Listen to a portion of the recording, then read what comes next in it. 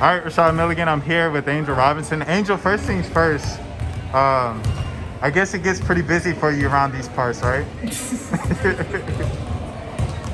Uh, I want to say being back to Marietta alumni game was amazing, exciting, good to see families and friends, old teammates, old classmates, all the way back from my middle school days, and it was great to have everybody here.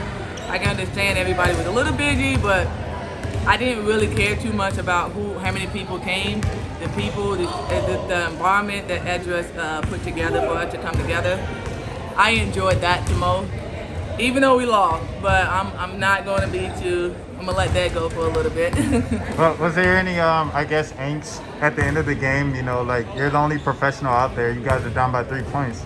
Get the ball to the professional for the 3 point. Well, apparently they want to double team me the entire fourth quarter. They said make sure she don't shoot the three, post up. Yeah, so I'm pretty sure the other team had a great game plan before coming out here. First of all, I thought we were just playing a friendly game. It did not seem that way. It got put into, hey, trap, trap, trap, or God angel, or I'm just standing there, I'm like, I'm just a body out here. I'm happy to be out here, smile and wave, smile and wave. So, What does this gym mean to you? this game means a lot. You know, I am an introvert type person. When I came to Marietta, I was not too involved with a lot of people. I kept my life private. I have a big family. I was a family person. So right after the game, I wasn't just hanging out with friends or anything. I was going home to my brothers and sisters. I have 5 siblings. During my junior year, my sister gave me the biggest blessing ever with my nephew. But that was my buddy since day one. So after that, it really got bad. Like, I want to go home and play with my nephew. I want to go home and spend time with my mom and dad. Like, I miss those days. I wanted to cherish as much of those because I knew after high school, my life was going to be completely different. Going to college, you know, I was fortunate enough to have my twin brother join me at UGA, all 5 years there, and it was amazing. And after that, it went 12, 13 years. I probably stayed home maybe 3 months or less. Man. 3 months or less. It was one point where I played 4 or 5 years in a row. Wow. I wasn't home. I was playing in Europe. I was playing for my national team in Montenegro. I have a dual citizenship, and then I get called up to the WNBA. So my life kind of just changed during that time. I knew I wasn't going to spend as much time with my family. So being a homebody, having such an amazing family, that's all I needed. But coming back, I never knew so many people knew me. You know, I'm just sitting here, I'm like, oh, you remember me? Like, yeah. I'm like, you know, I was just a 6'5" girl wearing a backpack, walking the class, making sure I never got detention, always showed up to time on practice. That was my focus. My focus was I was real focused at a young age. And coming back to see families and friends, it's been amazing. It's the icing on the cake before I leave next month. So I'm leaving again. So, Oh, yeah. man. Well, I have a lot of people overseas kind of watching and stuff like that. So, you know, for your overseas years, what do you want to say for those franchises and teams that you played for and those fan bases? Spasiba, merci, gracias, obrigada, mucho. I love and miss you guys so much. I pray for my good friend and teammate, Brittany Griner, at the moment. I pray that she comes home. I pray that, you know, her family is covered by the blood of Jesus. Every night I wake up. It's hard not knowing that, you know, that's your family too. When you away in Europe, you have family from Europe. So I understand that, and that's it. I love and miss you guys. You guys still have my WhatsApp number, so feel free to call. What role do you think homophobia plays in BG still being over there? To be honest, I don't discuss the detail of what's going on. I respect the family privacy and as well as her partner. And right now, the focus is just to get her home. I don't focus on like that's her status. People can don't ever judge the book by its cover. Brittany have a great heart, amazing teammate. She's just a gentle soul, and if people look at her image, you think she is the most dominant player in the world. But once you get to know her, she is the sweetest, most gentle, funny, goofy person you ever met. So I don't want to think that, I want to continue to pray along as for my prayer warriors as well, just for her mental state. Make sure she's okay physical. I hate when people put a title on something. Like when you look at me, I'm Angel Robinson. That's it. People call me First Lady of Marietta Finance. People call me the first female to be retired. No, if you know me, I'm just an average Joe. Even though I'm 6'5", so I'm sorry, I'm not an average height of a woman. So. I wanted to ask you about De'Erica. Kind of with her having her roots here. Is there any type of relationship there? Like, has she ever reached out to you throughout the years? Have you ever reached out to her in your time where you guys were still in the league together? De'Erica Hamby. With Brittany? De'Erica Hamby. Hey, De'Erica, I'm so proud of her. I met with her mother not too long ago. De'Erica is one busy person. I cheer her on. I still support her for Las Vegas Aces right now. It was the San Antonio Stars.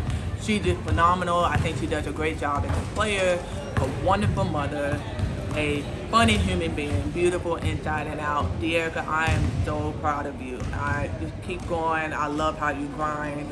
And she did not surprise me. I knew she was going to go far. She puts in the work. Everything she earned in the WNBA is no politic play. She played her butt off. So De'Erica, I'm so proud of you. I want to ask you about Marietta just giving back. A few years ago, it felt like you were kind of a little more active, like you said, towards the tail end of your kind of professional career, and the team was doing well here, the girls' team. Just what is the importance of giving back? Giving back is always remember where you came from. I realize I slack in that area for one person, and that person is going to come for a huge surprise. Trust me. This person and her family was very supportive of me from day one. Giving back to Marietta showed that all the people who put in a time, blood, sweat, and tears were able to give back by leading, by being role models.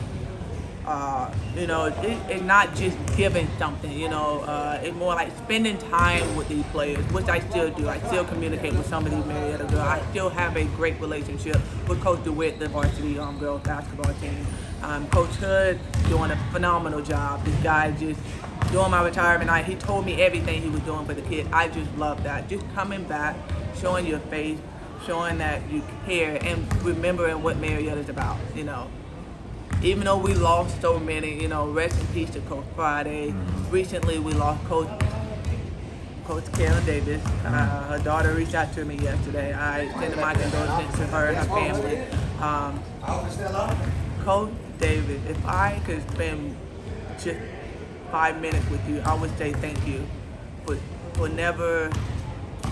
for always telling me, like, hey, it doesn't matter if you're a girl. Go out there and be the best person you are. Like, she was a strong woman. She was an amazing mother, great coach. But sometimes you have to accept that she's no longer in pain. So, rest in peace, Karen Davis. It really. So, giving back is the key. And if we don't do that, we're going to lose that connection with Marietta. Going from old Marietta to new Marietta. We still have that connection from old Marietta. Now it's a new generation coming in. I think we need to come together. Ezra he's doing a tremendous job with that. Me having, I think my first thing I gave back was a shooting machine. Okay, here you go. This should help. When they won the state championship, something I couldn't accomplish it. I'm like, just go get it. Coach DeWitt, like, we got out there, you have it. He was texting me when I was in Turkey. I'm like, it's late over here. I have a game tomorrow. Just waking up to seeing that Marietta girls won, I was just mind blown. It's kind of like UGA winning the national championship. I know my dogs around here for UGA fans. We got to come back. We have to do a better job with that. Men's especially. We need our male figure to come back, lead these men, mentor. That is a strong thing. I feel like that's something that's missing. You can always come to me, but I can only say so much because I'm a woman. I can tell you how hard you should work. I can tell you what you need to do on and off the floor. I need to tell you how you be respectful to your coach, your peers, your parents. And they go for parents as well, you know, to be respectful and all around the table. I think that kind of lingers a little bit, and I think Coach Friday was a big hole that kind of broke down a little bit. I'm just waiting for the next person. Like, I'm Coach Tingley. I challenge you. You have been, I look up to you since I wasn't, even though you played football, you still went far and beyond. Like, you went from Old Marietta to the University of Tennessee with the ugly color ever.